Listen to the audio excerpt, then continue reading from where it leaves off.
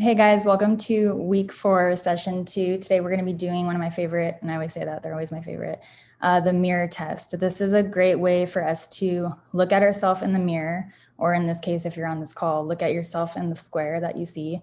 And this entire call, I just want you to just stare into your own eyes and just think about what your ego tells you.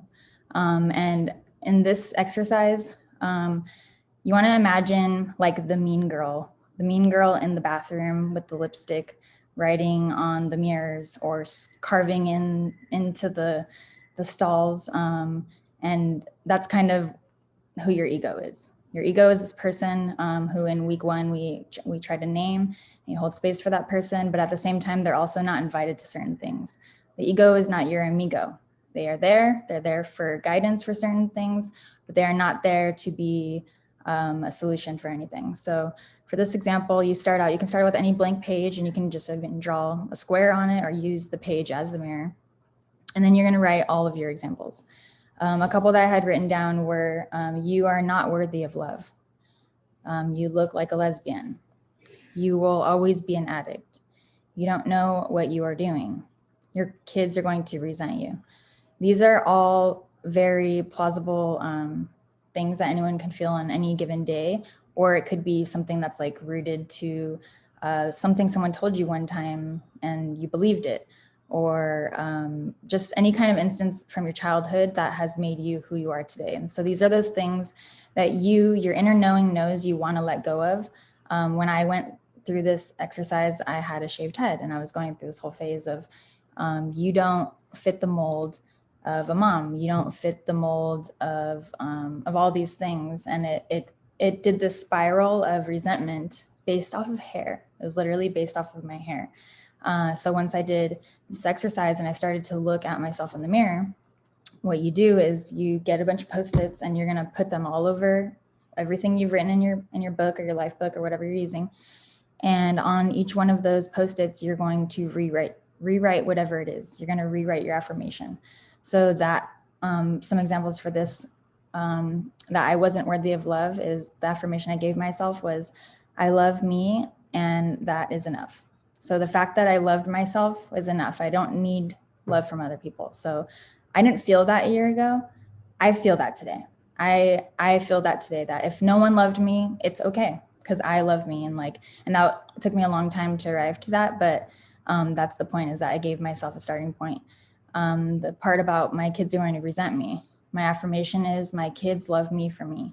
So it doesn't matter that what I'm going through, what job I have, what my hair looks like, what anything, it doesn't matter any of that. My kids will love me because I'm me, because I'm their mom. Sorry, someone's texting me. The other example was I can't read under that, but, you don't know what you're doing. That was the thing. When I started Box of Knots, I had no idea what I was doing. I still, to this point, kind of have no idea what I'm doing, and I'm learning as I go. So that was something that I had to reaffirm myself. I am constantly learning, growing, and constantly learning and growing. And something that I'm adding to that is growing and glowing. And something like, I want to walk in a room and I want people to feel my energy. I don't want to have to introduce myself, and not in an egotistical way. I want them to feel like touched by an angel. Like, that's like what I want to embody. And that's probably a very high goal to give myself, but that's one that I'm giving. So I look like a lesbian. I am who I am.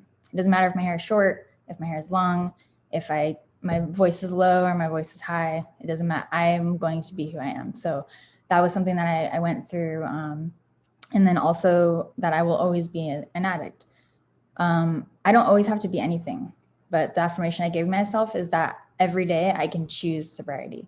Some days, I didn't. Some days I chose something else, but for my affirmation, I choose sobriety. So these are some examples to show you guys things that you can look yourself in the mirror and tell yourself, I don't know, maybe it's like has to do, and the point is that you are getting to the root. Like, by giving yourself an affirmation, you get to the root of where that even came from. Like, who told me this? Why do I believe this? And once you realize that it's not your inner knowing, and it's not your intuition, then it's easy to give up. And then you can show up to that job, or you can show up as the mom, or whatever it is that you are trying to achieve.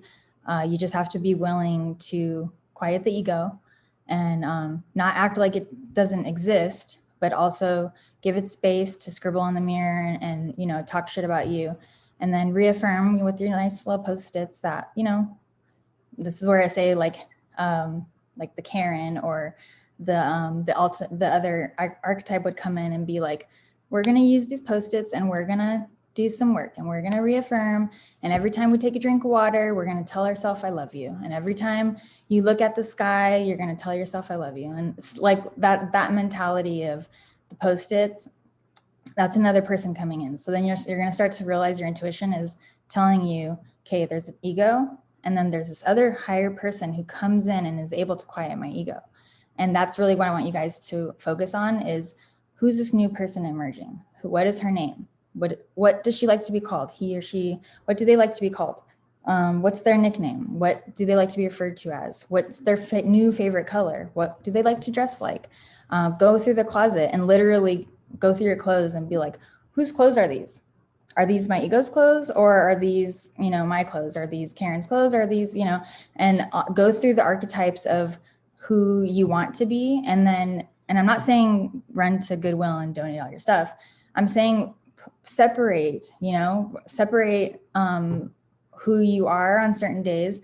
And that way you can choose every day. Like, this is just ironic to me, but I have like 5, maybe 10 pairs of the same black sweatpants, the same black socks, and like maybe 20 black shirts. I've been, I don't know, collecting them for the last couple of years, and I didn't realize that I was putting together what I wanted. That's who Ange wants to dress like. That's what, and I'm comfortable. And then some people are like, don't you want to add some color to your style or whatever? I'm comfortable. I like, this is me. So just kind of look at it as your ego is not your amigo, but you still need your ego in some point. There's a death to the ego, but also in death is reincarnation. So you reuse that energy for something else. So when you're faced with something, then the ego comes out and, you know, and helps you with the courage.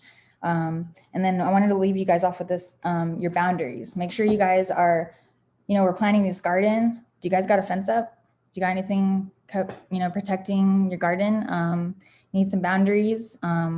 Intuition emerges from self-esteem. I wrote down from an audiobook that I read today or listened to. And if there's, you know, you go to sleep at night and nothing is protecting, there's no boundaries protecting your garden, something's going to come in and fuck up your whole plan. So just make sure that you are grounding yourself, that you are going on the spiral scale and checking in and, you know, just holding space for where you're at. And then go to the mirror and just come to a real point of like, I actually am these ways.